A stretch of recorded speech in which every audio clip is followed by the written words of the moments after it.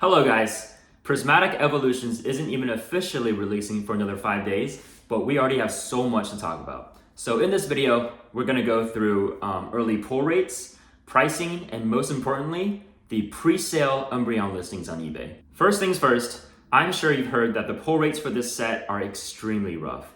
Streamers and rip and shippers, whoever got the product super early, have been ripping thousands of packs, and the SRR rates are terrible. I mean, I personally saw someone buy 100 packs at $23 a piece, and they pulled 5 full art trainers. That's it. No SIRs, 0. And then right after, someone went in and bought 50 packs, and they paid an even higher price, and all they pulled was a gold Terapagos. Again, 0 SIRs. I know it's a small sample, but 150 packs and 0 SIRs?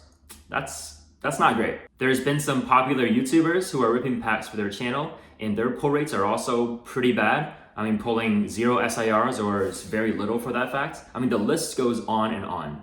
So people are throwing out different theories, whether it's a clumping issue, the first wave just had very little hits, and maybe the next wave will have a ton of them. They're even throwing out theories such as the Fusion Strike situation, where people were stealing the alt arts. All that's being thrown out. Or did Pokemon just really try to finger us and just gave us really shit pull rates for this set? Either way, we really won't know until we have more data that comes out. However, God packs are confirmed for this set, so if you are lucky enough to pull yourself a God pack, it's worth over $5,000 market prices right now, which is pretty insane. But all this has led up to unbelievable prices, so let's go through some. First things first, your average price for a rip and shipper or streamer right now is $20 to $30 per pack. All right. ETBs are a little bit lower at $125 each. They did come down a little bit, but now let's get to the hits. I gotta show you guys some of this stuff right here. I'm like 99% sure that this is either shill bidding or a fake auction, but this listing went for almost $1,900. And this cheeky seller even put the cha-ching on his little listing. But what convinces me that this is a fake listing is that they didn't even have the picture of an actual card, just a stock photo. No real buyer is going to drop $19K on a listing with 0 pictures of the actual card. They just wouldn't. But with that being said, let's get to the most important part of this video, the listings that are selling, and those are the pre-sale listings and why they are so dangerous for the buyers. If you guys didn't know, every single trading card over $250 is backed by eBay's authenticity guarantee policy. This is very important. This means that the sale is final. Once you as the buyer checks out, completes the sale, there is no way for you to return that card, right? As long as the seller sends you any real copy of that card in its listed condition, you as the buyer have no way to return it. Generally, this policy is a great thing for both buyers and sellers. Buyers get the free service of getting their high-value cars authenticated for free by eBay, and the sellers don't have to worry about returns or remorseful buyers where the price goes down and the buyer wants to return it. So that cuts out all of that, right? It's supposed to be a win-win. However, in these pre-sale situations, it gets really dangerous. The buyers are taking all of the risk and the seller basically gets a free loan. So let me explain. Let's say, for instance, you buy one of these pre-sale listings for over $2,000, by the way.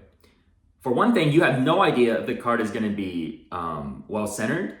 If there's dings on the corners, if there's scratches on the hollow, you have no idea because it's just a stock photo. But once you complete the purchase, that is it. That is final sale. So the seller, on the other hand, has $2K minus fees inside his account, and they don't even have to ship the product for another 2 weeks. Now, imagine if the price drops $1,000 in those 2 weeks. The pull rates are insane, the hype dies down, whatever it may be. The market price is now $1,000. You still can't return the card. So you paid $2,000 for a $1,000 item, and you paid for it 2 weeks in advance. Another instance, the exact opposite happens. The card is now worth $5,000 2 weeks after release. You're probably praising Jesus. You're thinking, oh my God, I'm so smart. I just made $3,000. I bought him for the hype. I'm a freaking genius, right? No. See, the seller has 0 drawback from canceling your order, refunding you the money, and then relisting it at a higher price. Not only that, they got to keep $2,000 in their bank, gathering interest, doing whatever they want to do with it. Basically a free loan for 2 weeks, all thanks to you. I can't think of a single scenario where the buyer comes out on top in this situation. You as the buyer have a zero benefit from buying a pre-sale listing on such a hype card like this. You really don't. The market is just way too volatile right now, and in the rare case that the card shoots up after you buy it, all the seller has to do is cancel your order, refund your money, and that is it. And on top of all that, right, you're not even seeing the card that you're buying. They're all stock photos right now, guys.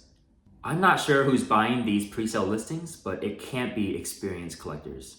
In my mind, I think it's either newer collectors with money to blow, or newer people that just don't know any better, or some really rich people that don't care how much they pay for the card. They just want it on release. And believe me, there are people like that. Guys, Prismatic Evolutions is probably the most hyped set in Pokemon history. And with that, knowingly or not, there are going to be people that are going to take advantage of others in these situations. So just be safe out there and keep on enjoying the hobby in your way. Peace, guys.